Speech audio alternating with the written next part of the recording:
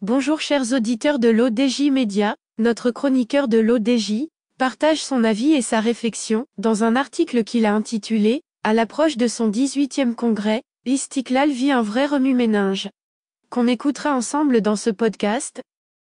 L'auteur débute son article de la manière suivante.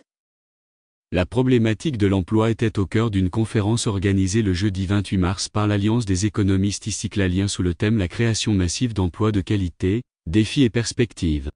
D'autres conférences devraient suivre sur les thèmes chers à l'Istiklal, emploi, classe moyenne et la famille, et qui relèvent de son positionnement sur l'échiquier politique.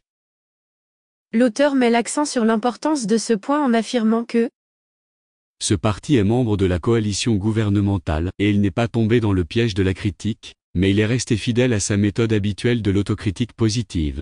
Il n'a pas hésité à mettre en avant les initiatives gouvernementales, tout en ajoutant ce que les orateurs du parti ont qualifié de propositions et de pistes pour créer des emplois.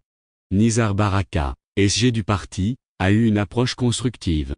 Il a rappelé avec des mots objectifs, le pic de chômage de 2023, l'imputant, à raison, à la sécheresse qui a fait perdre 200 000 emplois dans le monde rural. Parmi les mécanismes pour la création d'emplois, figure la croissance. Aujourd'hui, nous pouvons dire que nous sommes très loin des 6% de croissance annuelle fixés par le nouveau modèle de développement, ce qui impacte bien évidemment les opportunités d'emploi créées. Avec les avancées technologiques, le contenu de l'emploi dans le développement a régressé, souligne par ailleurs Nizar Baraka. Un point de croissance permettait la création de 35 000 emplois. Aujourd'hui, il n'en crée que 20 000, constate le secrétaire général de l'Istiklal. Ces chiffres ont été enregistrés malgré les efforts fournis par le gouvernement, augmentation des investissements publics qui ont atteint cette année 330 milliards de dirhams, mise en place des programmes ORAC et Força, le dispositif d'exonération d'impôts sur le revenu durant les 2 premières années de recrutement des entreprises. Le patron de l'Istiklal ajoute toutefois sur un ton confiant, « Si nous sommes réunis aujourd'hui, c'est pour savoir s'il est possible de dépasser cette situation. Nous affirmons, à cette occasion, que le Maroc a de fortes chances de dépasser cette problématique, notamment en profitant des changements à l'échelle mondiale, baisse de la natalité, pénurie de cadres qualifiés. Pour libérer le potentiel de la création d'emplois et exploiter les nouveaux gisements de l'emploi. Or, de nouveaux métiers, au niveau national comme international, se présentent aujourd'hui.